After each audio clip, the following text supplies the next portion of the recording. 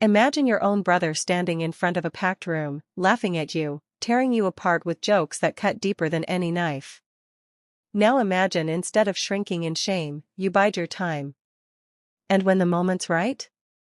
You don't just humiliate him back, you make sure the whole world sees him for who he really is. That's exactly what I did. And let me tell you, it was the most satisfying revenge I've ever pulled off. If you've ever been underestimated, mocked, or betrayed by someone you trusted, especially family, then buckle up. You're about to hear how I turned my humiliation into poetic justice. Hit that like button, subscribe if you love true revenge stories, and let's get into it. I grew up with an older brother, let's call him Ethan. On the surface, Ethan was the golden child. Charming. Outgoing. Everyone loved him. Parents praised him. Teachers adored him. He had this way of making people feel like they were in on the joke, unless you were the punchline. Guess who his favorite punchline was? Me. I was quieter. More into books than beer pong. While Ethan was throwing parties, I was sketching designs, building little apps, dreaming of starting something of my own. But to him? I was a wannabe tech geek who'd never make it in the real world. Still, I tolerated it. He was my brother. You'd think blood meant something, right? Until one night, he went too far. It was Ethan's birthday. He rented out this big hall, packed with friends, coworkers, even some of my college classmates. Music blasting, people drinking, it was supposed to be just another loud, chaotic night. But halfway through, Ethan grabbed the mic. I didn't think much of it, until he pointed at me. "Ladies and gentlemen," he boomed, "meet my little brother, the guy who thinks he's gonna be the next Steve Jobs." Except, he smirked. He still lives at home. Still broke. And his $1 million app idea? Probably worth less than a Happy Meal. Laughter erupted. Phones came out. People filmed it. He kept going, piling on insult after insult. My face burned. My hands shook. My heart hammered so loud I couldn't hear half of it.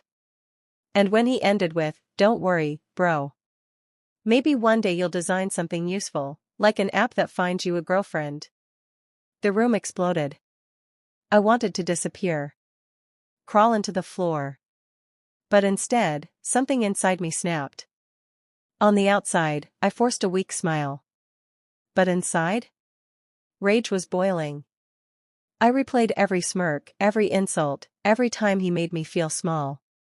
And in that moment, I made myself a promise: he will regret this. Not today. Not tomorrow. But when I hit back, it'll be so hard he won't know what hit him. That night, while everyone else was drinking and dancing, I went home. Sat in front of my computer. And started planning. Here's the thing Ethan didn't know. For months, I'd been working quietly on a startup idea. A legal tech platform that helped freelancers protect themselves from shady contracts. I'd even filed the paperwork for a patent. But Ethan? He had no clue. He thought I was just messing around with code. So I took that humiliation and turned it into fuel. I doubled down. Long nights. No sleep. While Ethan partied, I worked. I built. I refined. Within a year, my app wasn't just an idea, it was live. And thanks to a few strategic partnerships and viral marketing, it exploded. Freelancers across the world were using it. Articles popped up in Forbes, Business Insider, TechCrunch. Investors came knocking.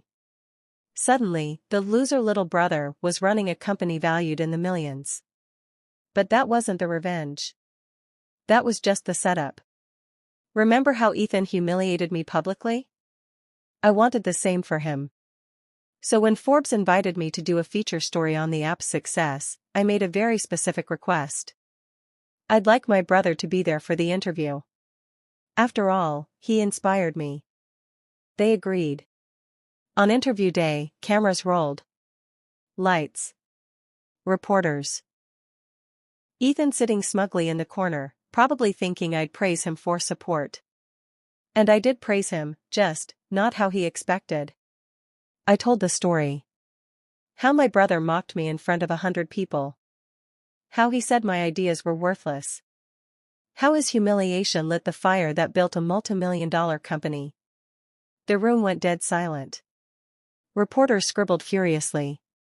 Cameras zoomed in on Ethan's face, red, jaw tight, fake smile crumbling. And the best part? The story went viral. Headlines everywhere. From family betrayal to tech triumph. How a brother's cruel joke sparked a worldwide startup. My humiliation had become his. Ethan couldn't escape it. His coworkers teased him.